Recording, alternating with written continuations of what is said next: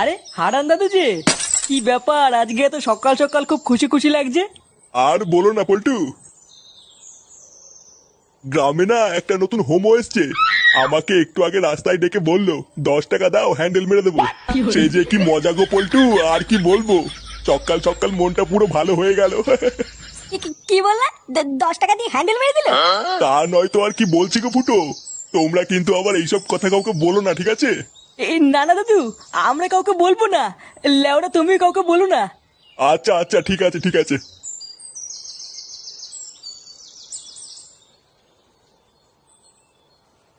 বাড়া কি বলে গেল? গ্রামে একটা নতুন হোমো এসছে, 10 টাকা দিয়ে হ্যান্ডেল মেরে দিল? পল্টুদা, এটা ফুটো শালার কাজ না তো? আমারও তো বাড়া তাই মনে হচ্ছে রে। ভাগ্যিস হারান দাদু জানে না ওটা ফুটো শালা, না হলে তো গ্রামে ফুটো সম্মানী টাকনি পড়ে যেত রে। বাড়া, চুদির ভাই তলে তলে এই ব্যবসা করছে। ফুটো, তুই কোনো চিন্তা করিস না। তোর শালাকে এই গ্রামে কেউ চেনে না, কোনো সমস্যা হবে না।